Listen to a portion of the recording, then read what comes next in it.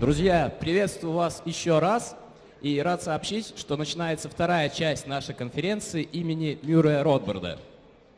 И сейчас на нашей сцене выступит британский политик и активист Томми Робинсон, который не понаслышке знает, что такое быть преследуемым за свои слова и политическую позицию. Welcome, Tommy.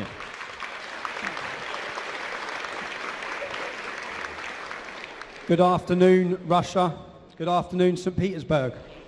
My name is Tommy Robinson.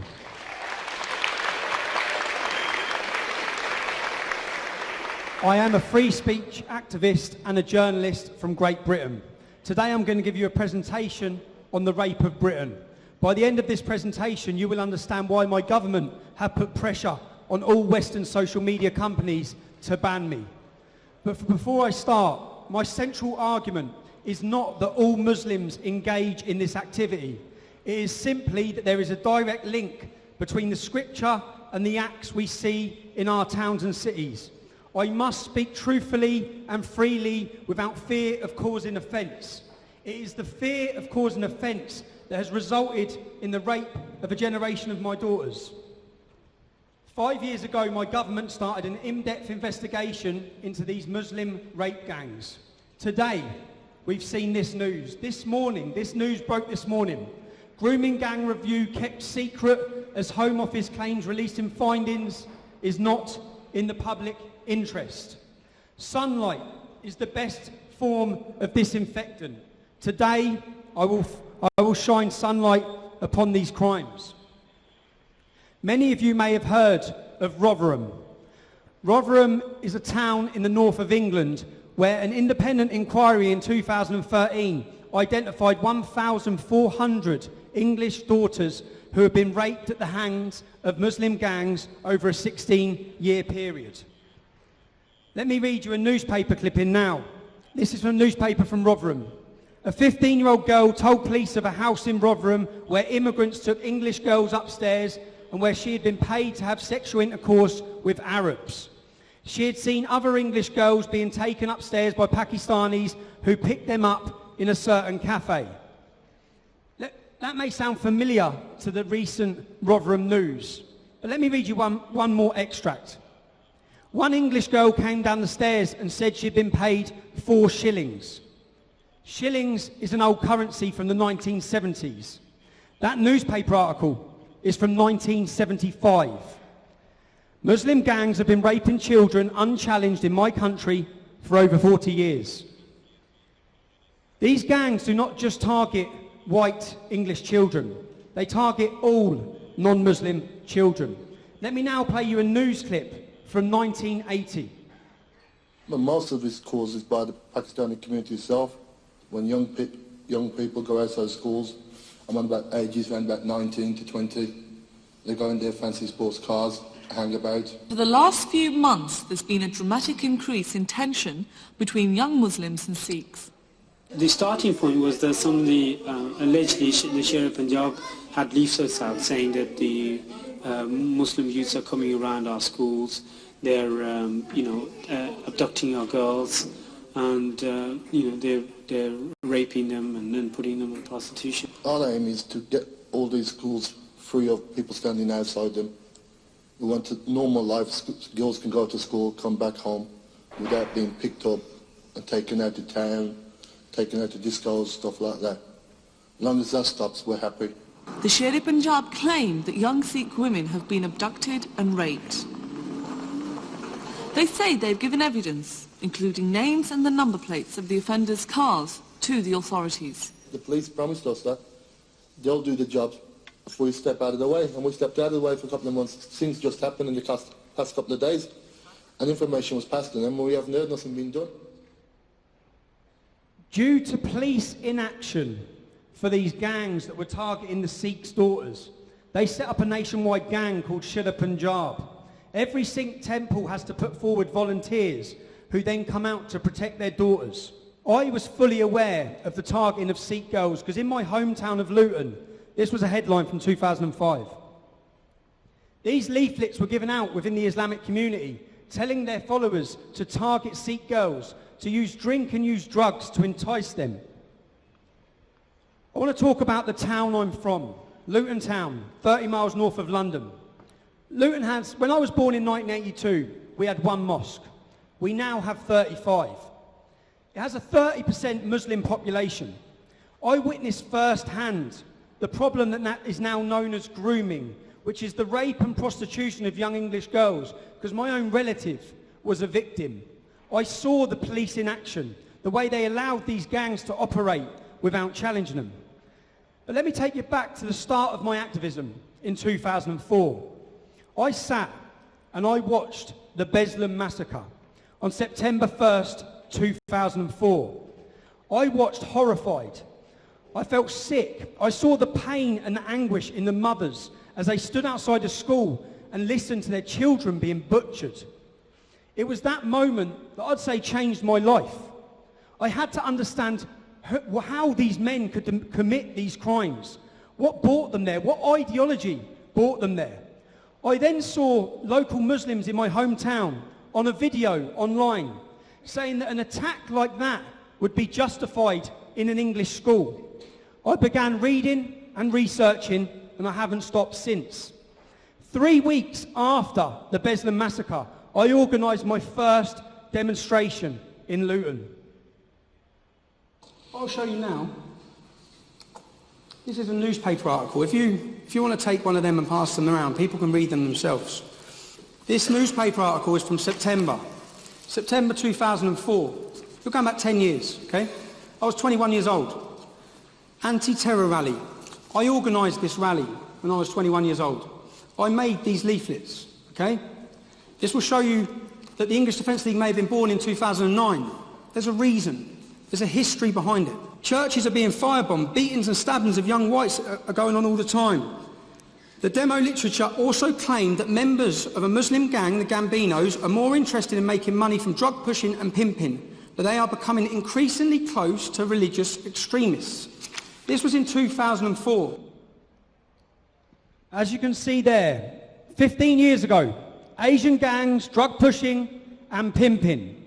This was 5 years before the formation of the English Defence League, which many people know me for. Due to this demonstration where I named the gangs, I faced a backlash, a violent backlash, not just from radical jihadi gangs, but also from the gangs that were pimping and prostituting our daughters. In 2009, I decided to form an organisation called the English Defence League, where I would travel the country highlighting issues that people are too scared to speak about. I'd seen the consequence of remaining silent. I'd seen my town change forever. We travelled the country highlighting problems with terrorist gangs. Very quickly I became inundated by victims and their families, victims of these prostitution rings controlled by Muslim gangs. I very quickly realised that the problems I'd seen in Luton were replicated in every town and city across my country. Families ignored, documented evidence, police and social services, an establishment conspiracy to facilitate the rape of our children. If I show you now, 17 towns we protested to. The first 4, we protested in Birmingham in 2009, Manchester, Leeds, Aylesbury, all in 2009. There were then grooming gang convictions in those gangs 4 years later, 5 years later. The point I'm showing you is that the English Defence League travelled to 17 cities, highlighting and raising awareness of crimes that were not being spoken about. No one was talking about these crimes. This continued for all 17 cities. We travel, years later, the police are forced into action. Let me show you one video. There's a town in the UK called Telford. It has a 1.8% Muslim population. There's not many Muslims there, but you can see clearly from this demonstration that you'll watch now,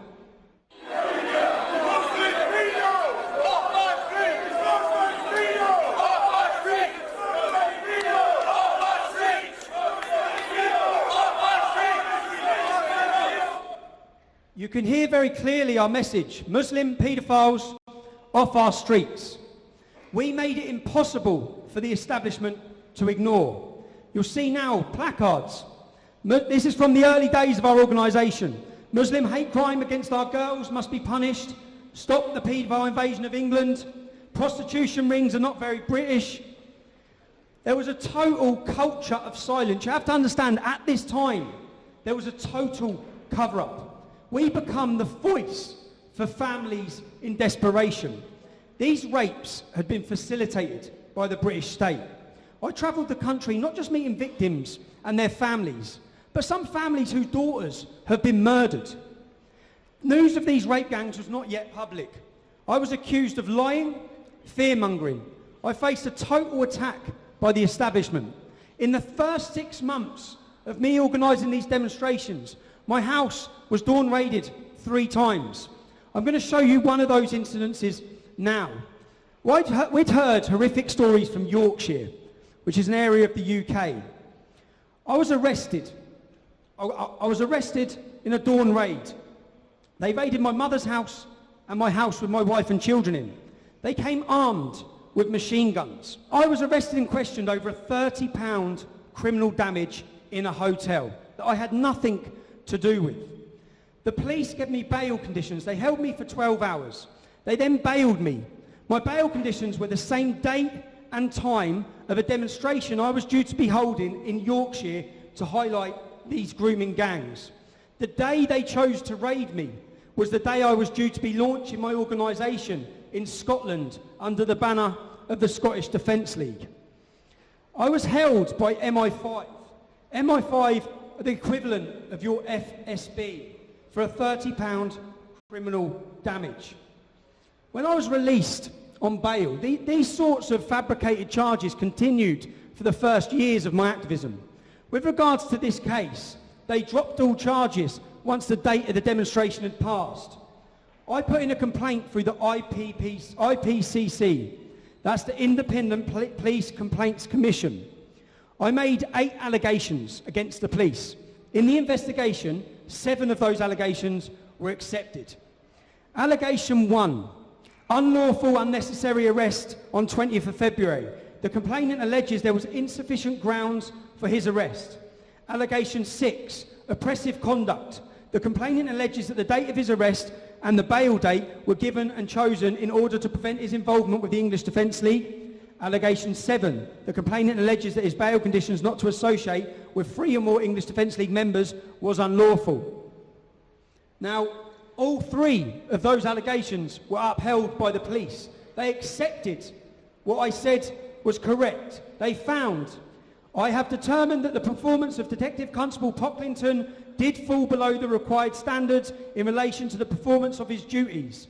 Therefore, it is my intention to record this aspect of your complaint upheld with a case to answer. The officer has breached the standard of professional behaviour. I propose the officer receives management action. They also found the bail date and the arrest date were specifically chosen. We hear so much in Britain about Russia not being free, about you citizens not having freedom, about you living in a police state. They have accepted that these arrests, that these dawn raids with police with machine guns, these unlawful conditions were done to stop my activism, to stop my freedom, and to stop me from highlighting these issues. This was the start of an intimidation to make us silent. At this point, you have to understand there is still a total cover-up. There is no public mention of these rape gangs by politicians or media. As I've showed you, I started highlighting these rape gangs in 2004.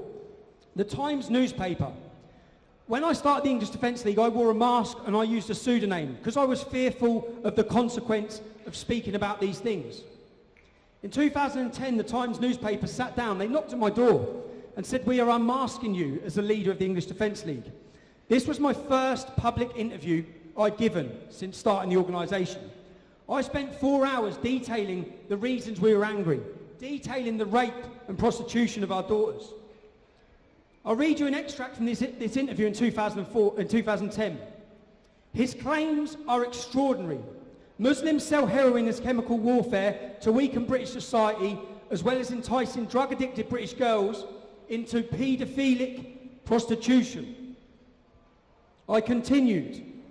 There's an undercurrent of anger from people living in towns like this. It's ready to explode. The government need to listen. Before we started, the working class across this country were ignored by the government. We are bringing these issues to the forefront. They would have ignored us for another 10 years if we didn't do anything. If the politicians aren't going to stick up for us, we will make them. Because we will cause so much fuss and so much noise that they're going to have to listen. We will not back down or be beaten into submission. We don't care if you call us racist, we're coming anyway.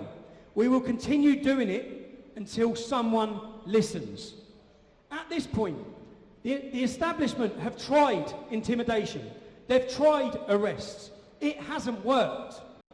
Now they face a big problem because quite clearly we're telling them we're not backing down. The value of our children is more important. The world's media were attending our demonstrations where thousands of men and women screamed in the streets demanding action. You've seen our banners from demonstrations.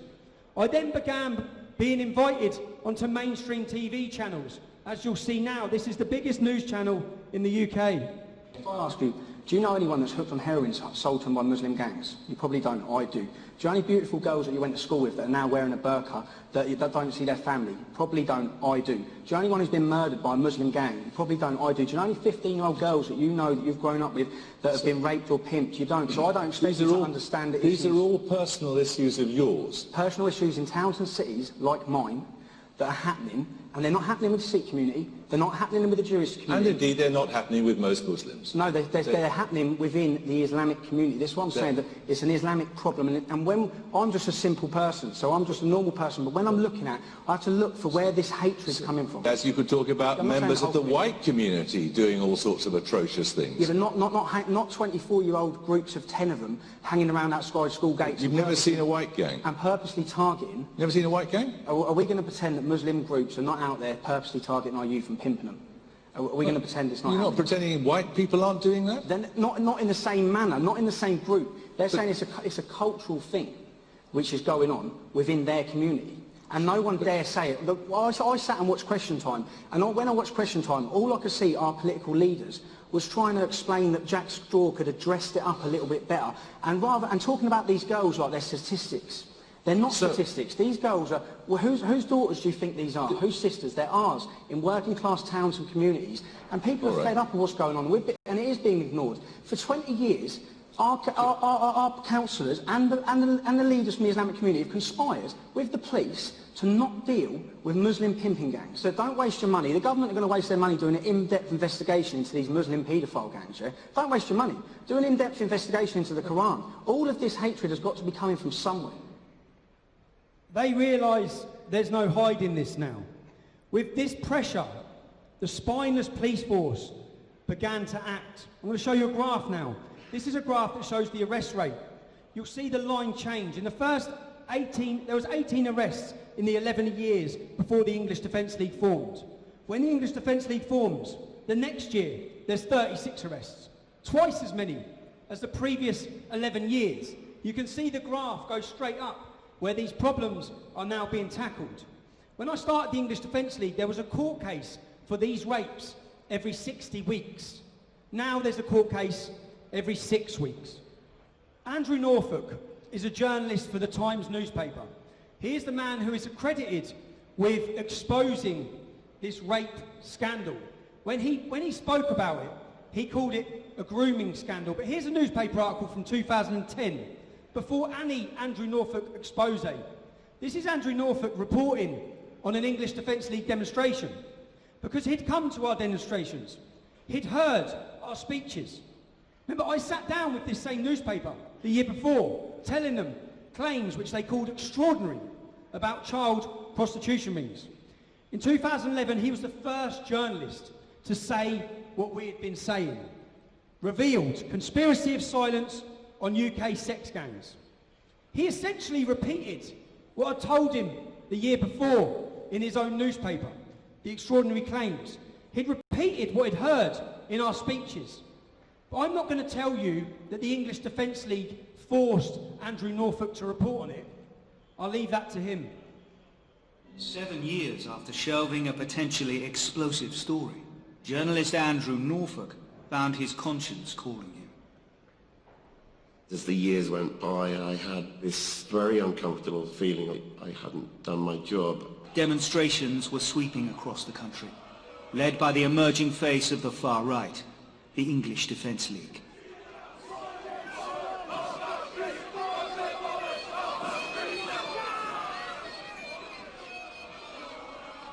Its members were young, organised and growing in numbers, and its marches often descended into violence.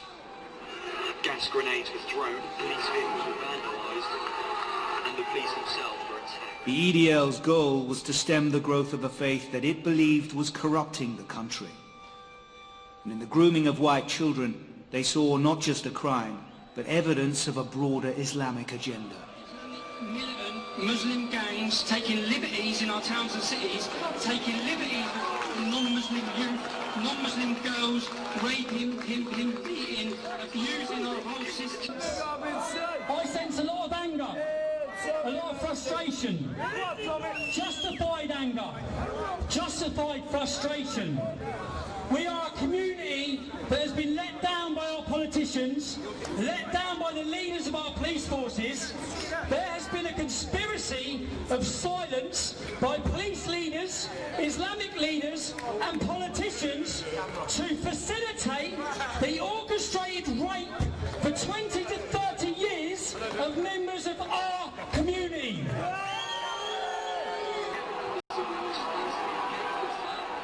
The squeamishness of the liberal establishment, and that includes the media, national politicians, police forces, social services, in actually confronting what was going on, left a void, and into that void marched the EDL. It had become quite personal for me. There was a sense of actually reclaiming this story from the wrong agenda, the far right's agenda, and putting it squarely where it should have been all along. Taking it back from the far-right agenda. By far-right, he means us. He means the English Defence League. Mothers, fathers, sons, daughters, and rape victims. But you don't need to listen to me tell you that. I'm going to introduce you now to a victim who was one of the 1,400 children that were raped in Rotherham. She'll explain who was attending our demonstrations. A lot of the people going on these marches, you know, I know some that are victims, that are families, just normal kind of working day people that are just so angry at what's happened. They feel they're not being listened to, they're being ignored, and that the system is corrupt. And they're looking, you know, to go on movements like this because they feel that's the only way that their voices can get heard. He spoke about the English Defence League's agenda. Our agenda was a cry for help. Every time we went on the street, we cried for help to the authorities to stop this religiously motivated mass ethnic rape happening in our country. I thank Andrew Norfolk for being the first Liberal elite to speak out on this issue. But his headline was Conspiracy of Silence. He was part of that conspiracy of silence. He admitted himself in that video. He'd known about these gangs for 7 years, but was too scared to report on them. Now he's finally reporting the truth that he knew. How many children were raped in those 7 years? That journalist won Journalist of the Year, whilst we were labelled far-right, racist extremists. I'm now going to show you a map of every town and city in the UK that has had the prosecutions for these gangs. I could stop and tell you a horror story of every single town and city. I simply don't have time, so I'm going to stop at 2 towns and cities that we have the figures for. But what you'll see is every conviction for these type of gang rapes.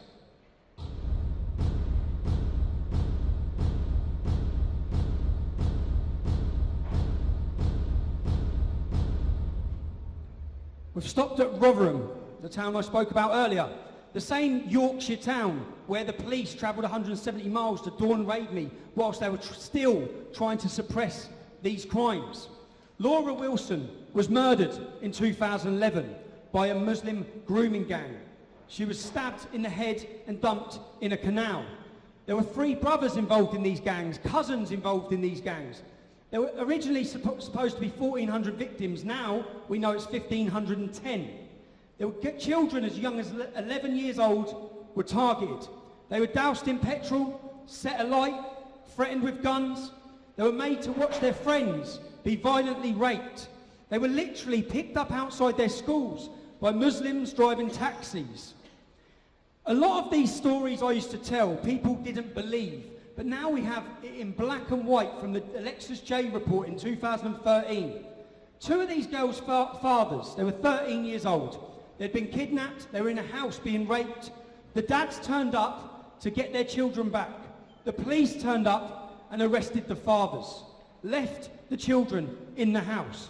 One girl at 15 years old, when she went for sanitary services, she had a glass bottle broken inside her vagina. Another young 12-year-old child, this is all just in this town, was in a derelict house with 5 Muslim men who were abusing her. The police turned up. They arrested the girl, the child, for being drunk and disorderly. One victim was raped by over 100 men. They were raped in forests, in kebab shops, in taxis. Currently, there are 200 police officers working for the National Crime Agency just in this city investigating these crimes. There's been 102 arrests and 23 ongoing investigations. This is Telford. We spoke about Telford earlier. I showed you us demonstrating there in 2011. The girl in the bottom left is Lucy Lowe. Her mother and her sister were set on fire and burned alive by one of these gangs. The child next to her is Becky Watson. She was another victim of a paedophile Muslim gang. She was killed in the man's car. The other girl next to her is Vicky Round. They got her hooked on heroin. She died of an overdose. She was a child. Her sisters were also groomed and abused. In this town alone, there have been 1,000 child victims. They raped them in churchyards. Again, many of these people are brothers and cousins. One child was raped for 36 hours. One of the men convicted of rapes in 2012, he was convicted of raping 2 13-year-old children. He was again convicted in 2015 for 3 more counts of rape. He will be released from prison next year. So far, there have been 10 convictions in Telford.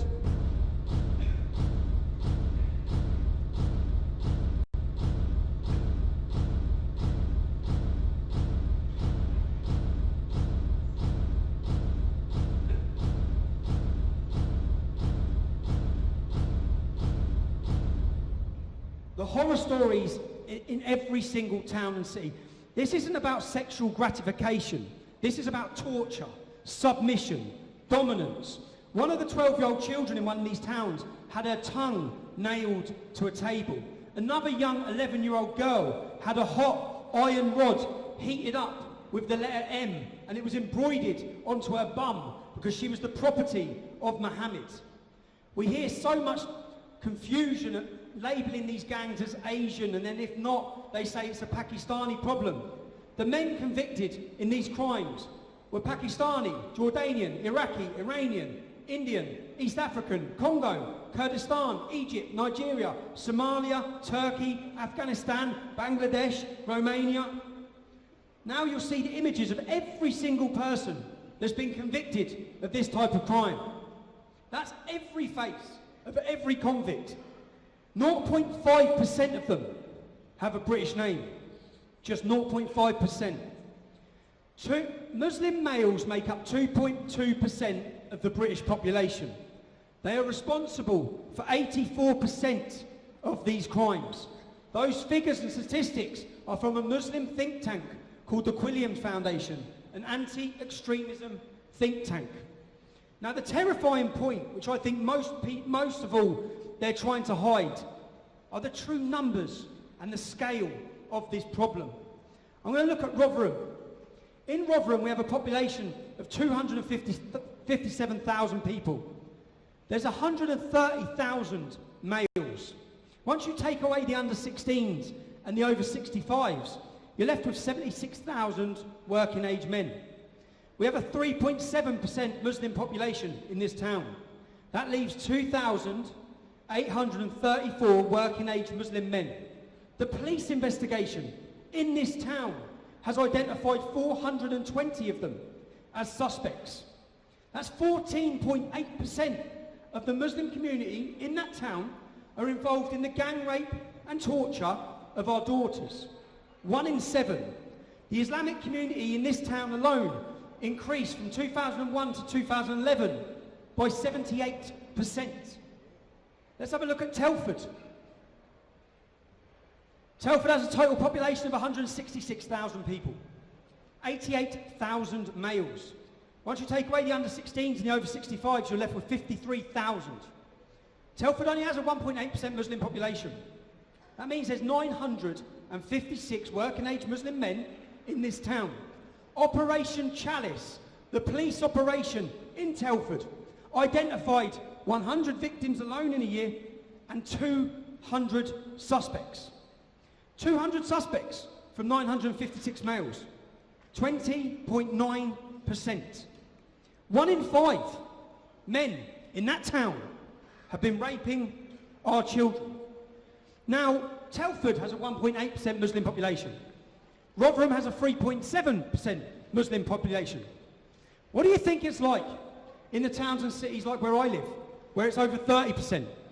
Where also, in any other town and city that has a large Muslim population, the government and the police have blocked any of these investigations to find out the true figures. Let me read you a news article from an area that has a 30% Muslim population in the UK. This is a girl walking down the street, and this all happens in 1 hour period. Shortly before midnight, when she was first picked up on the cameras, she was being carried by a male. He raped her. He carried her and raped her. Shortly after midnight, she gets up, she leaves him, her clothes are dishevelled. Shortly after midnight, another CCTV camera picks up the girl stumbling down Mint Street, being followed by a different bearded male. She is again sexually assaulted. About 12:45 a.m, detectives believe the victim suffered a third attack, this time possibly involving 2 or 3 different men. How many victims have there been in my country to these gangs who have been allowed by the British state to operate? There have been no official figures to find out the numbers, but the National Crime Agency last year gave us the figure that in 2018, 19,000 children were victims of these gangs. You don't have to take my word for the fact that it's happening in every single town and city with an Islamic community. Here's a comment from a major judge. No major city in England and Wales seems to have escaped this problem, says judge in Bradford grooming gang convictions. Now, if we take the population, the percentage in Telford was 21%. In Rotherham, it was 15%. If we meet in the middle, that's 17%. And we put those figures across the UK for the Muslim population, we have 119,000 Muslim men involved in the gang rape of children in our country. They're the only 2 towns we have the figures to go off, and we know it's happening everywhere. We only have 88,000 prison spaces in the UK. You've seen the police operation in Telford identified 200 suspects. Only 10 have faced prosecution. In Rotherham, 420 suspects. Only 20 have faced prosecution. The reality is, we cannot put them all in prison. We do not have the space for them. Our government and our police are simply taking a handful from each town and city and prosecuting.